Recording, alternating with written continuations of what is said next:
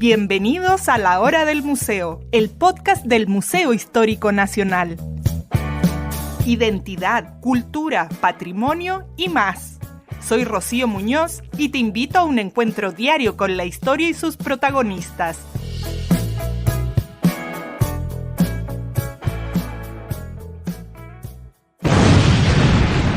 En julio de 1971, Chuquicamata estalló en fiestas y celebraciones.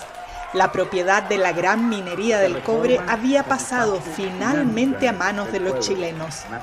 La reforma constitucional para nacionalizar el cobre formaba parte del programa de la Unidad Popular y fue una de las primeras cosas que hizo el presidente Allende al asumir el cargo. Con esta reforma, un comité de representantes de la empresa, los sindicatos y la gobernación de Calama organizaron 3 días de celebraciones. Los festejos partieron temprano, el campamento amaneció completamente embanderado y la programación comenzó con un acto cívico-patriótico en la plaza principal.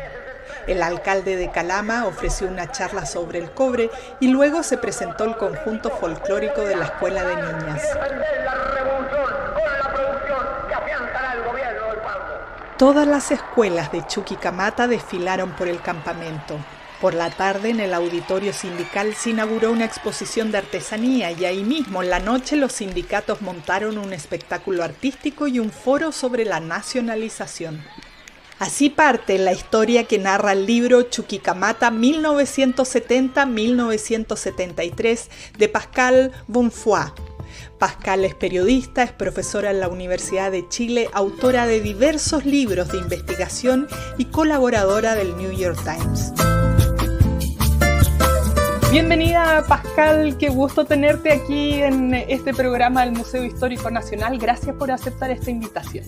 Muchas gracias a ti, Rocío. Bueno, hoy vamos a hablar de una historia que yo siento, tú nos dirás, que nos cambió totalmente, cambió la historia de nuestro país y es la nacionalización del cobre, que el año pasado se estuvieron cumpliendo también, por ahí, por ejemplo, Codelco hizo grandes conmemoraciones, eventos conmemorativos por estos 50 años de la nacionalización del cobre. Este es el tema que aborda tu libro, Chuquicamata, 1970-1973, la nacionalización del cobre. ¿Por qué quisiste investigar este tema dentro de tu trayectoria, ¿no? Que ha tenido investigaciones de diversos tipos, pero específicamente de esto? Bueno, generalmente yo he hecho mucha investigación en derechos humanos. Siempre trato de apartarme, hacer algo distinto y vuelvo, pero esta vez no. Pero a mí me gusta investigar la historia, los hechos históricos. Y esto encontré que era una historia desconocida, conocida por todos, pero que no se conocía en profundidad y no se sabía cómo se produjo y cómo se implementó, más allá de los grandes titulares, ¿no? Como de la parte más macro, superestructural. Pero cómo se vivió en las minas, los problemas que hubo, y todo eso yo lo fui yo misma descubriendo en el camino también. Yo tampoco lo conocía, yo venía con otro tema en mente porque ya lo tenía medio investigado, tenía mucho material ya en casa, de hecho tenía entrevistas hechas hace como 10 años, que era más bien sobre las multinacionales que fueron nacionalizadas, que demandaron al Estado de Chile, los pleitos que hubo, unas negociaciones secretas entre los gobiernos de Allende y Nixon sobre el cobre. Ese era como mi foco inicial. Y después, como siempre me pasa, digo, no, hay que ir al origen. Entonces termino yendo al origen, obviamente.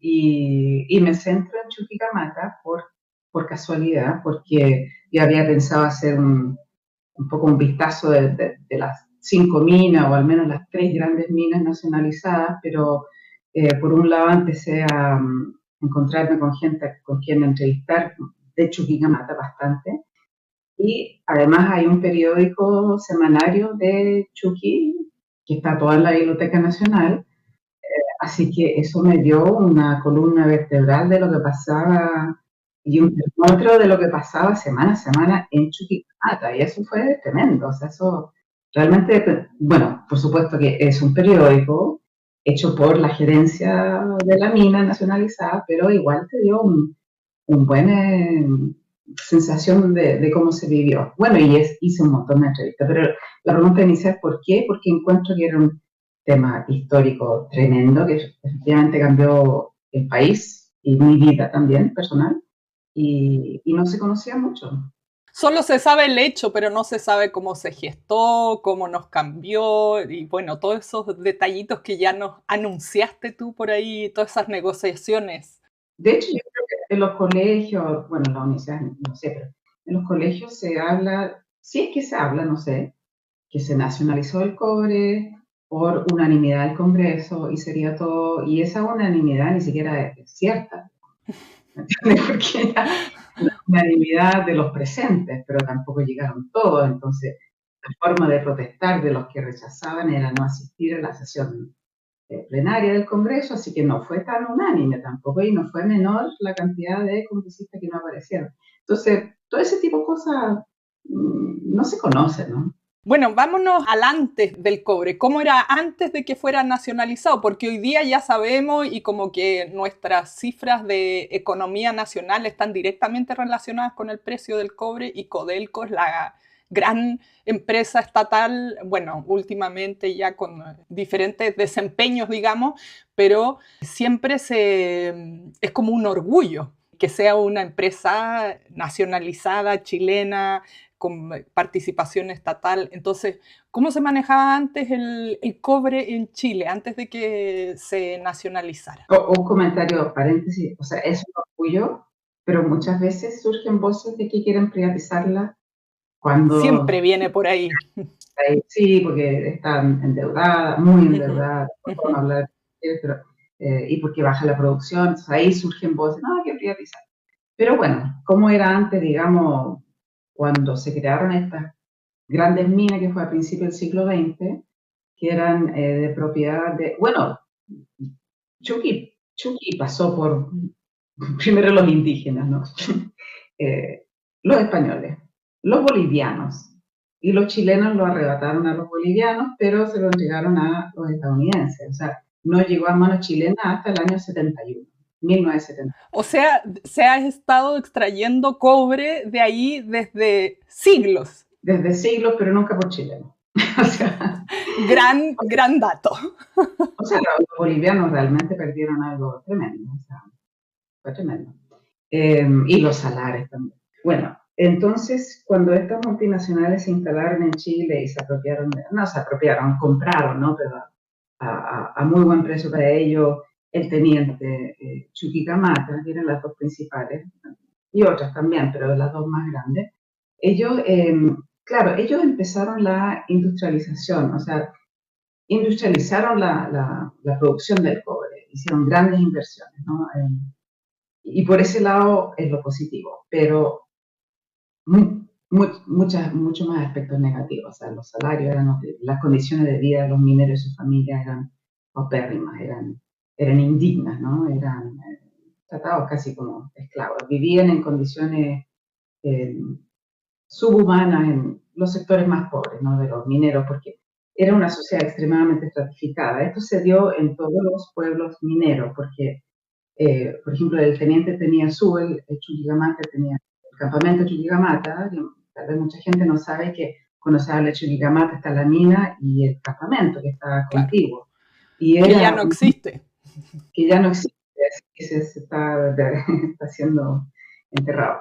Y muy estratificado, un clasismo feroz, y mientras más bajo la escala salarial y social, vivía en condiciones terribles, o sea, hacinado en una casa de 2 piezas de latones, digamos, de latones, un baño para 40 familias, con agua caliente los puros fines de semana, eh, tenías que hacer tus necesidades en un balde que dejaba en un pequeño pedazo de vereda, bueno, muy terrible.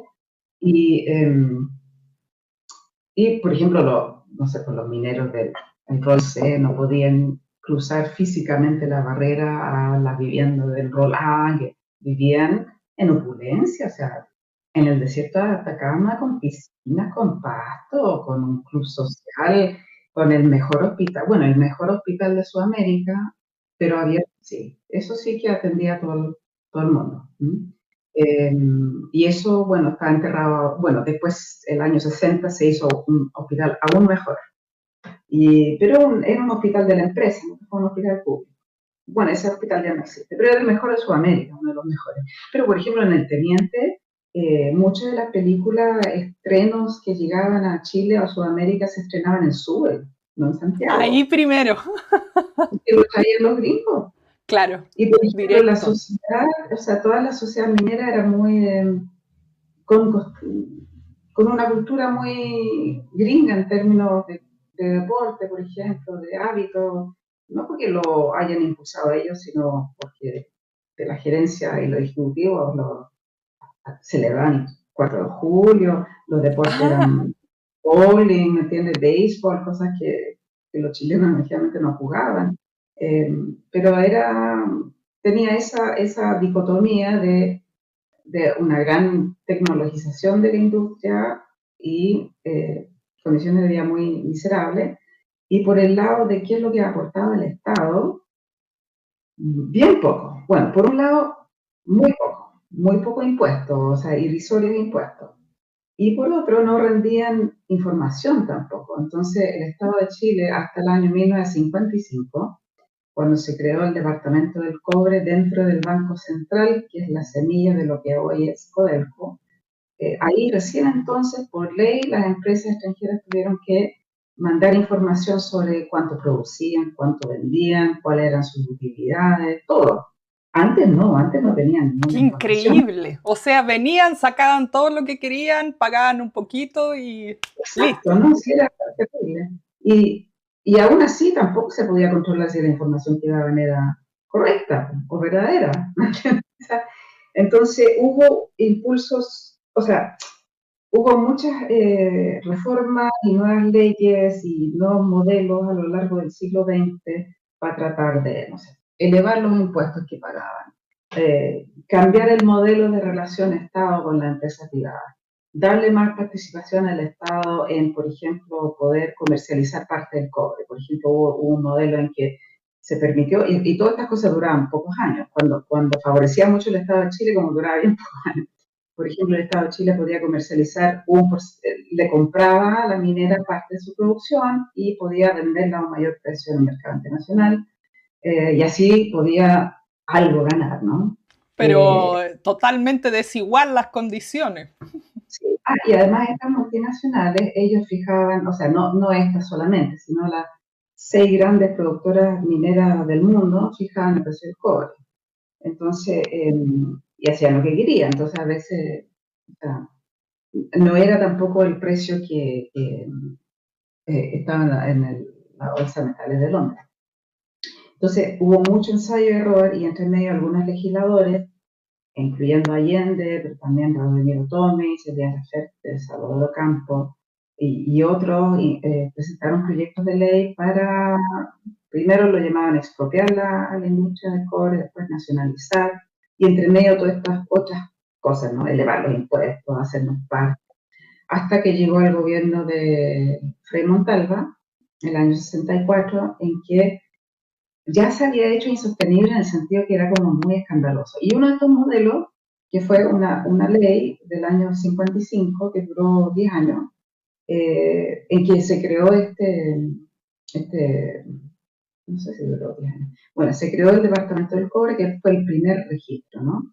Y eso permitió la formación de una primera generación de chilenos, especializarse un poco en el mercado internacional del cobre, al menos crear como un departamento de comercialización de venta. Eso sirvió mucho.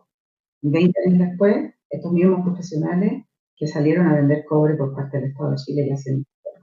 Pero al menos permitió como introducirse en ese Claro. mundo de la industria internacional, digamos, a gran escala, ¿no? O sea, Saber lo que tenían y cómo venderlo. sí, sí. Y era una cosa chiquitita. Y uno de los principales funcionarios ahí fue Orlando Letelier. Que poco se sabe de eso también, porque Letelier, desde esa época, él estaba recién egresado de la Escuela de Derecho y se fue a trabajar en el Departamento del Cobre. Entonces, gran parte de su carrera, o sea, gran parte de su vida profesional, él estuvo muy involucrado en el tema del cobre. y estoy saltando un poco, pero 20 años después, cuando fue embajador de Chile en Estados Unidos y estas multinacionales demandaron después de la nacionalización, él estuvo ahí y fue pieza clave también en las negociaciones, en lidiar con las consecuencias de la nacionalización frente al gobierno de Estados Unidos, etc. Pero bueno, ahí se formó un primer equipo y yo no sé si me estoy extendiendo mucho, quiero hacer otra pregunta, pero esas eran las condiciones como previo, digamos, hagamos un corte entre, no sé, previo al 64, después empezó el 66 otro modelo y el 71 ya la nacionalización completa. Ahí, antes que sigamos avanzando en esta línea cronológica, me pregunto qué importancia tenía Chuquicamata como mina en cuanto al nivel de producción en el mundo, porque hoy día sabemos, y tuvo su pic hace algún tiempo, que es de las minas más grandes del mundo, de las que se produce más. Chile, de los países que produce más cobre en el mundo. Para entonces, ¿cómo era? ¿Igual o...? Era la mina, o sea, abierta más grande del mundo en esa época, sí. Y para Anaconda, que era la dueña de Chucky, era su principal operación minera global. Eh, para el teniente, que era dueña Kennecott, teniente era, no me acuerdo qué porcentaje, pero no era, no sé, pues no representaba el 70-80% de sus operaciones como lo era Chucky para Anaconda. Entonces, para Anaconda, cuando se nacionalizó, fue fatal, literalmente mortal, digamos, porque quebró años después. Pero era así, y el teniente era una de las principales, si no la principal mina subterránea del mundo, y Chucky la principal yacimiento abierto del mundo también. Y de verdad, y grandes obras de ingeniería, o sea, y ellos invirtieron en eso, entonces también se entiende que ellos o sea, dijeron, igual nosotros invertimos muchísimo, pero bueno, pero no dejaron nada en el país. Y las utilidades que sacaron eran gigantescas. Ya O sea, estaban más que pagados las inversiones que hicieron. bueno, es el cálculo que hizo Allende después, varias veces más que pagado. Así que, claro, invirtieron mucho, pero sacaron muchísimo también, porque además pagan salarios irrisorios, casi nada de impuestos, o sea, realmente, después, mucho más después, se le exigió planes de inversión, pero eso ya fue fines de los años 60, o sea, recién entonces tuvieron que cumplir con ciertas obligaciones que los dolió un poco más el bolsillo, ya tenían un buen colchón. Con todo este contexto, se me hace como una tarea prácticamente imposible nacionalizar el cobre con todas estas empresas, porque no solo era una, tú nos cuentas, por ejemplo, el caso de Chuquicamata, también en el Teniente, que son las grandes minas, y cómo hacer esta tarea titánica para que todos nos pongamos de acuerdo y podamos sacar esta empresa, y de ahí, como tú decías, claro, había un pequeño equipo que se había estado preparando para asumir esta tarea, pero también cómo pasar, sobre todo porque tenemos en mente o se nos ha dicho constantemente que si lo maneja el Estado, entonces se va a echar a perder y no va a funcionar. Pero justamente lo que ocurre aquí es lo contrario. Al nacionalizarse nos beneficia a todos y bueno, mucho de la bonanza en nuestro país se debe a ello. Entonces, ¿cómo se empieza a gestar esto que parecía imposible? Aquí se conjugaron muchas cosas. Bueno, una indignación por esta situación que describí, que se agudizó más durante el gobierno de Frei Montalva. Déjame hablar un poquito de eso porque fue el paso previo, digamos, que porque ya, mira, varias cosas sucedieron. Primero, en la arena internacional hubo lo que no existe hoy día, una legitimación del derecho de nacionalizar los recursos naturales. A nivel de Naciones Unidas se aprobaron una decena de resoluciones que daban, especialmente los países que se estaban recién independizando, países del llamado tercer mundo, derecho a nacionalizar sus recursos naturales porque los necesitaban, ¿no? Para su sobrevivencia económica y su propia industrialización. Y entonces había un consenso internacional de que los países tenían derecho sobre sus recursos. Entonces, eso era como legítimo. Siempre acoplado con, y el conflicto principal siempre fue ese, con alguna indemnización. Ese siempre fue el tema, el problema. El problema no era nacionalizar en sí. Bueno, entonces estaba ese marco internacional que no era ni mal visto ni terrible, por Nixon sí, pero no por gran parte del mundo. Y por otro lado, como estas empresas habían actuado, como yo describí antes, acoplado con el surgimiento y la mayor organización del movimiento obrero y cuprífero en particular, porque en los 50 nació la CUT, nació la Confederación de Trabajadores del Cobre, se empezó a articular el mundo obrero mucho más, especialmente los trabajadores del cobre. Perdón, Pascal, ¿hay algunos datos de cuántos trabajadores estaban dedicados a este rubro? Ay, sí, pero no lo sé. No está a la mano ahora. No lo sé ahora. Pero sí se empezó a articular en un solo movimiento, ¿no? Y la Confederación de Trabajadores del Cobre, la CTC, uno de sus principios como de estatuto era la nacionalización. Y bueno, había todo un segmento también de parlamentarios y políticos de izquierda e incluso de centro de la democracia cristiana, una ala de la democracia cristiana que también estaba a favor de nacionalizar. Por ejemplo, Radomiro Tomic, que hasta sus últimos días siempre estuvo a favor del cobre en manos chilenas.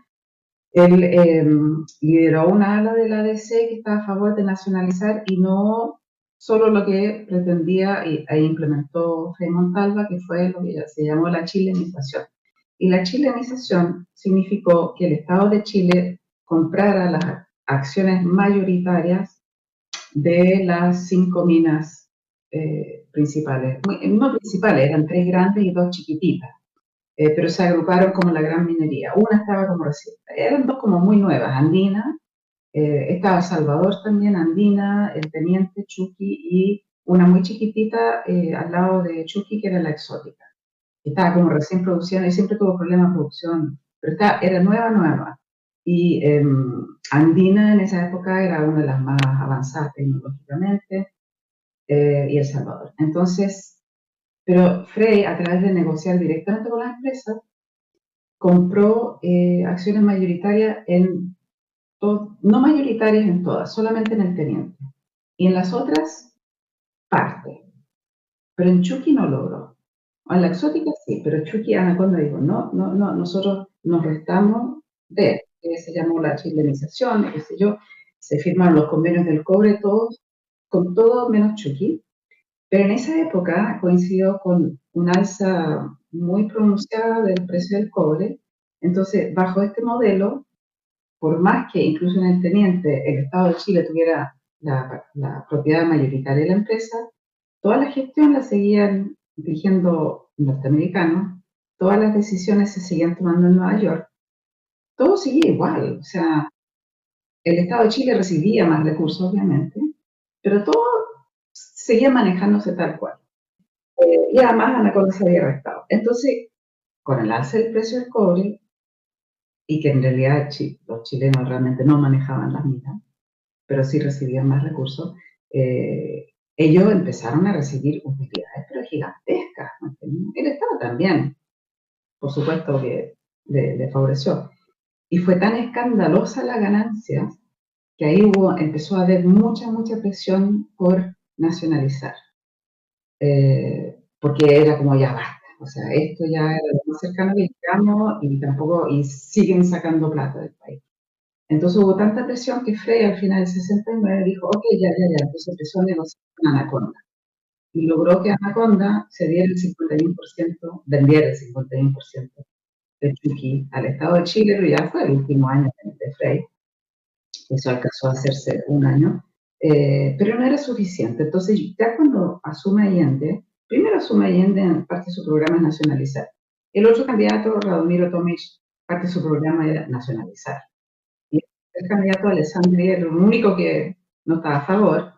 Entonces, 2 de los 3, y había mucha presión social, había como muchos de académicos, de políticos, legisladores, de gremios, de organizaciones sociales, laborales, todo el movimiento sindical, o sea, estaban todos en esa, ¿no? O sea, no, había bastante consenso.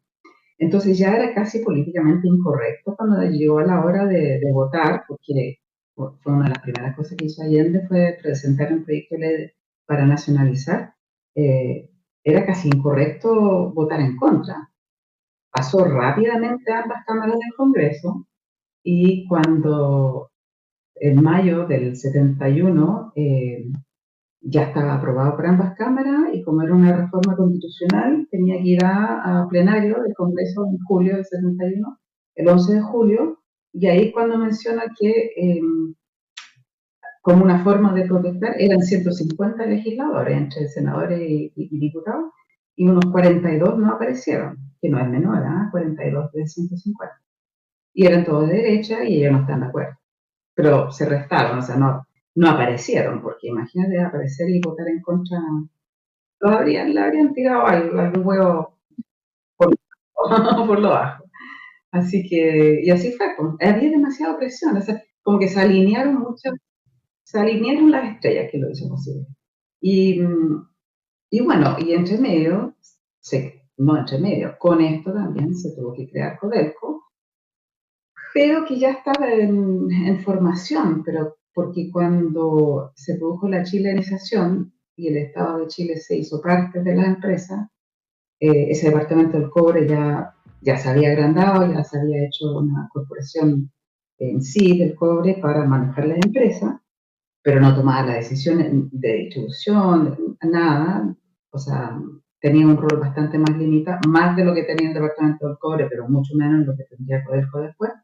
Pero ya algo se estaba formando, porque básicamente su rol era comercializar, venta. O sea, el departamento de venta fue muy fortalecido, funcionó muy bien, pero al nacionalizarse ahí Codelco tuvo que decir, chuta, ahora sí que distribuir, vender, pero el abastecimiento era un problemazo porque eran 5 empresas autónomas entre sí, cada una con su sistema a veces no muy ordenado de stock, de inventario.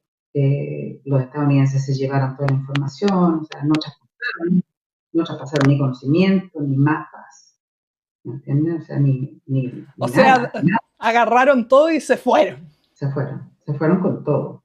O sea, se llevaron todo. Y esto es pre-internet, ¿me entiendes? Claro. Entonces, de hecho, hubo que rescatar mapas. En Chucky algunos ingenieros como básicamente robaron mapas cuando se dieron cuenta que los ingenieros gringos se estaban yendo con la información. En otros momentos hubo que reconstituir la información, hacerla nomás. Y en Chucky, particularmente los estadounidenses que volaron, se fueron y ellos empezaron de inmediato, incluso antes de la nacionalización, apenas Allende triunfó, empezaron a ofrecer trabajo a todos los ingenieros, supervisores gringos y chilenos que estaban ahí, que eran no tantos, en sus otras filiales o en entonces hubo un éxodo muy grande de profesionales que hubo que reponer, que fue un problema.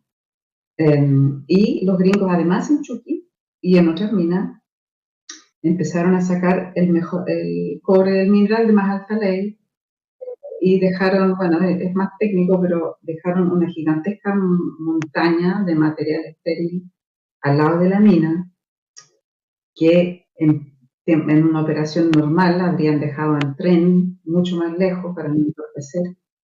Desestabilizaron la mina, sacando como el mejor mineral desde más abajo, en vez de hacerlo escalonadamente, un proceso gradual que bien planificado, bla, bla. Pero además se demoraron muchos años, incluso durante dictadura, recién en dictadura, se terminó de sacar toda esa montaña de material estéril que habían tirado al lado de la mina. O sea, les dejaron la embarrada como venganza y se fueron.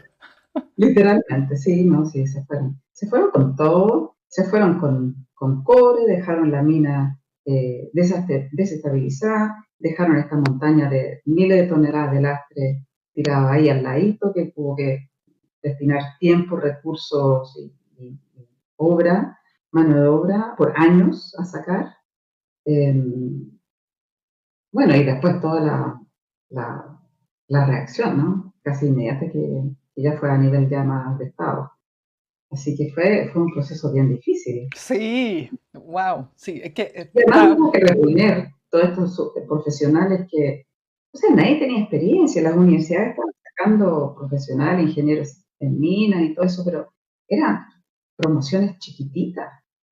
Entonces, las universidades también se tuvieron que poner al día, incluso tuvieron que acortar carreras, hacerlas más intensivas.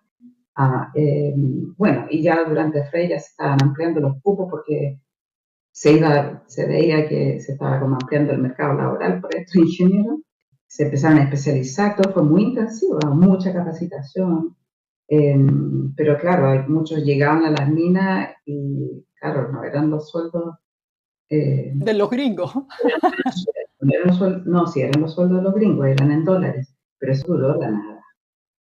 Eso duró nada, porque también eso fue un gran conflicto que todo el rol A, el escalafón superior, de jefe de turno para arriba, ganaban en dólares, siempre lo habían hecho.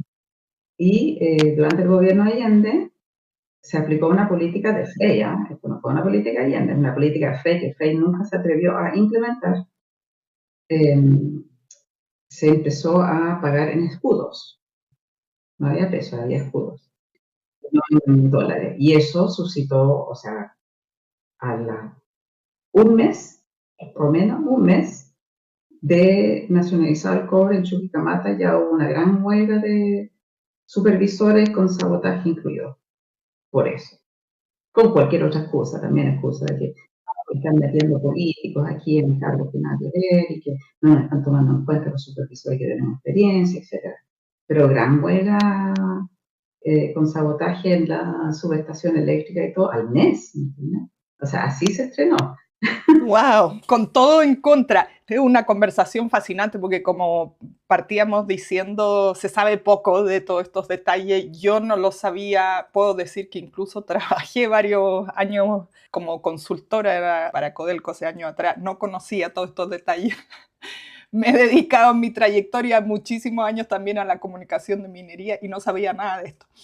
Hay un punto que tú abordas igual en el libro y que quería que contáramos, que tiene que ver con qué pasa cuando se dice ya el cobre es de Chile, está nacionalizado, qué pasa con los trabajadores, qué pasa, hay festejo, cómo lo toma todo el país. Sí, sí, hubo festejo en todas partes. O sea, la gran celebración oficial, digamos, bueno, la gran ceremonia fue en Rancagua, cerca de Teniente. Ahí fue Allende, fue el ministro de gobierno, diputados, etcétera, invitados internacionales. Se celebró en la calle, pero en Santiago también, en las calles, en el teatro municipal, en las minas, o sea, en las minas hubo celebraciones, porque además ese fue un día domingo, parece que el 11 de julio.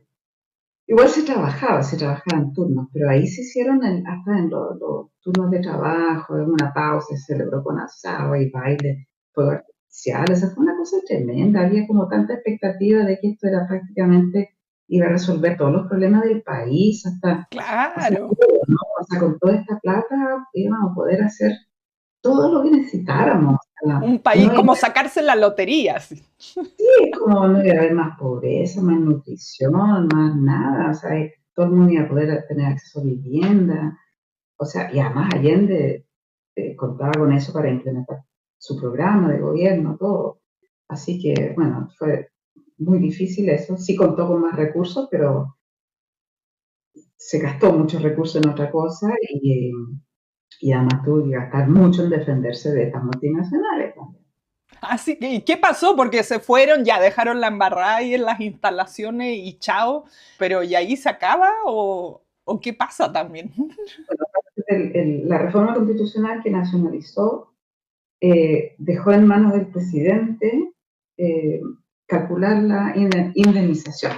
Ah, No, la indemnización, bueno, no era solo del presidente, sino que se calculaba, la Contraloría calculaba una indemnización y el presidente debía descontar lo que se llamaba las rentabilidades excesivas, que era este cálculo entre, sacaron el promedio de utilidad, promedio de las operaciones globales de los últimos 15 años de la empresa, desde que el banco, el Departamento del Cobre, el año 55 tenía la información, sobre sus utilidades, que eran entre el 10-12% versus lo que habían ganado en ese periodo, que eran como 40% de utilidades. Y ahí sacaron el cálculo de que en realidad estaba versus lo que se le tenía que pagar, hicieron esa deducción y ahí Allende quedó en manos de Allende, porque nadie quería hacer, o sea, era una papa caliente, nadie quería, entonces ya se lo tiraron al presidente, y a él hizo esa deducción y declaró que ellos no tenían derecho a indemnización porque ya estaba más que pagado. Y ese fue el punto de conflicto. Entonces, todo lo que pasó en adelante fue en torno a la indemnización, no en torno a la nacionalización. De hecho, las dos empresas chiquititas que aún apenas estaban produciendo, ellos fueron indemnizados, o sea, las empresas fueron indemnizadas porque no habían alcanzado ni tener utilidad ni nada. Si el problema era con el Teniente y Algo El Salvador y Chuquicamata. Y Kennecott y Anaconda, estas dos grandes empresas, tomaron distintas vías. Es largo y técnico, pero a grandes rasgos lo que hicieron fue demandar al Estado de Chile, primero en Estados Unidos, en Nueva York, donde tenían sus oficinas corporativas, embargaron los bienes de Chile en Nueva York, que significa las oficinas de Corfo, las oficinas de Chile Trading Company, que era como una oficina que se había instalado porque ahí se hacían todas las compras del sector público chileno en Nueva York a través de esta compañía. Muchas empresas chilenas tenían oficinas ahí, había cuentas bancarias en Nueva York también, todo quedó congelado o embargado, todo, ¿ya? Mientras se resolvía esta demanda por indemnización. También empezaron a embargar partidas entre las dos compañías. Yo no voy a entrar en los detalles porque eran dos estrategias distintas, etc. Pero después empezaron a embargar partidas de cobre en Europa. Si iba un barco con cobre, qué sé yo, a Francia, o pasaba por Holanda, o pasaba por Alemania, embargaban tanto el cobre o intentaron embargar o apropiarse del pago a Codelco. Por ejemplo, le decía a la empresa, la importadora de la partida, este cobre nos pertenece porque no nos han pagado indemnización, así que ustedes nos tienen que pagar a nosotros, no a Codelco. Bueno, y ahí estuvo involucrado como durante hasta el golpe militar, en estos pleitos. Eso significó que le tuvo que mandar equipos jurídicos a todos estos países, contratar abogados locales en Europa, en varios países, y en Estados Unidos para defenderse ante los tribunales, que eran además litigios súper enredados, largos, costosos. Y bueno, y paralelamente empezó negociaciones bastante secretas entre funcionarios del Departamento de Estado y funcionarios chilenos. Y eran secretas porque eran negociaciones a nivel político, no eran por las empresas. Y estábamos hablando de el gobierno de Allende y el gobierno que trataba de derrocarlo, porque todo el mundo sabía. Claro. Era como un poco digerible, especialmente para la Unidad Popular, o sea, esa cosa era terrible. Pero los dos en el fondo estaban como haciendo tiempo, tratando de alargar el proceso, ¿me entiendes? Por el lado chileno, así como alarguemos esto, o sea, tratemos de lograr al menos que Estados Unidos nos permita renegociar nuestra deuda externa, que era otro campo de conflicto, que no les permitía contar con nuevos recursos, daban levantar ese escollo. Entonces, como que al negociar era como démosle la sensación de que estamos dispuestos a ceder algo y entre medio ellos también, ¿me entiendes? Se muestran dispuestos a renegociarnos con nosotros y eso da la señal política a los otros acreedores, a los otros países que también pueden negociar con nosotros y ellos efectivamente renegociaron la deuda con todos los países menos con Estados Unidos y con acreedores privados y todo, pero tenían ese otro escollo grave, porque Estados Unidos también les estaba apretando desde el día uno, no por el cobre, sino porque Allende era socialista, ya le estaban boicoteando todo, ¿entiendes? Ya, toda la asistencia económica, suspendido los préstamos, había suspendido toda la venta de maquinarias, de repuestos para toda la industria chilena, incluyendo el cobre, no bloqueada, pero, o sea, no se vendía, ¿no? Entonces tuvieron que buscarlo por otra parte, Codelco tenía que ir a, no sé, pues buscar palas en Japón, en Nueva Zelanda, ¿me entiendes? Maquinaria en otras partes del mundo, porque Estados Unidos no les quería vender, o la empresa estadounidense. Entonces, ellos necesitaban recursos frescos y Estados Unidos era el tope, entonces estaban tratando de alargar este proceso. Y por otro lado, Estados Unidos estaba, y esto está como declarado, un documento desclasificado, uno lee que ellos en el fondo era alargar este proceso de negociación hasta que sus propias medidas de estrangulamiento y de presión sobre el gobierno de Allende surtiera efecto, como sucedió. Como sucedió, claro. Pero eran negociaciones así como siempre muertas, ¿no? O sea, como se daban vuelta en círculos todo el tiempo, porque Chile no podía ceder, o sea, no podía decir, sí, les vamos a pesar de que hubo voces dentro de la Unión Popular, que además fueron tratados como traidores, pero dijeron, esto es un problema, o sea, al menos indemnicemos, y una de ellas fue Letelier, al menos indemnicemos un poquito, para dejarlos tranquilos, ¿me claro. entiendes? Pero no, era poco digerible políticamente, o sea, no podías tener este discurso frontal y decir, no es, y después decir, no, bueno, ya les vamos a pagar. Sí. Tremenda tarea titánica de nacionalización del cobre con toda esta gesta. Bueno, pudiéramos seguir hablando de mucho de la historia y de los detalles que se dan cuenta aquí en tu libro. Ya estamos sobre el tiempo. Yo quería cerrar, bueno, el libro llega hasta 1973, que ahí se acaba el gobierno de Allende, pero me imagino habrá sido un temor que llega la dictadura y que se iba a privatizar otra vez, como se privatizó todo, la educación, la salud, las pensiones, pero afortunadamente se mantuvo. Claro, se mantuvo.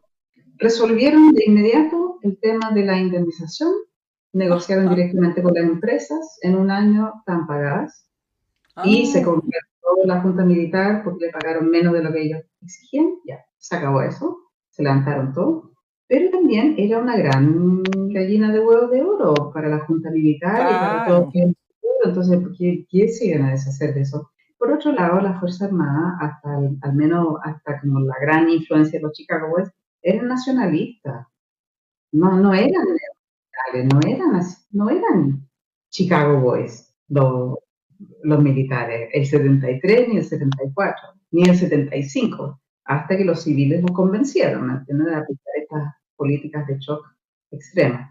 Pero eran nacionalistas y ellos veían el cobre como un recurso estratégico que es.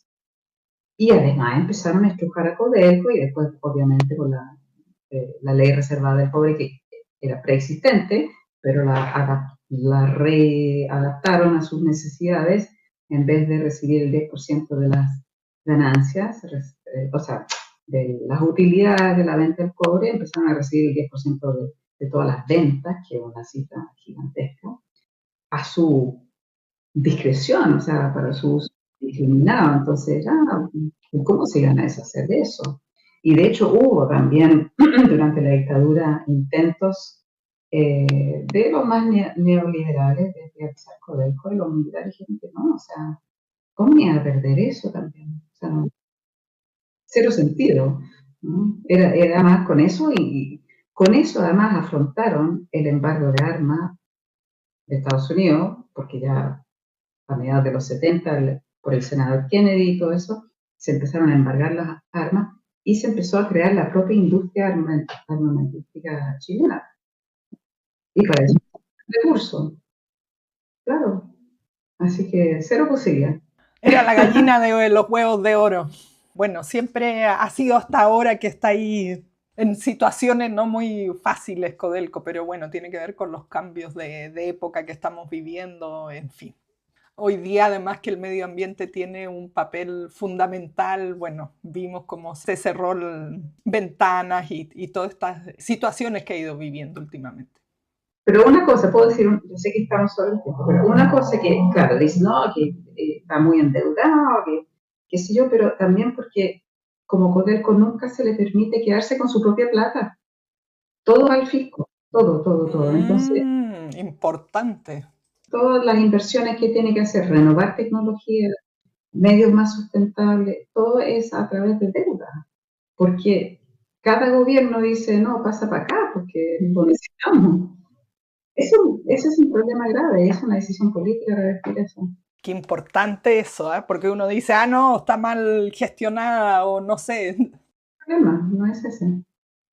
Es como tú te sacas la mugre trabajando y todo, como que si todo tu sueldo se va a otro lado.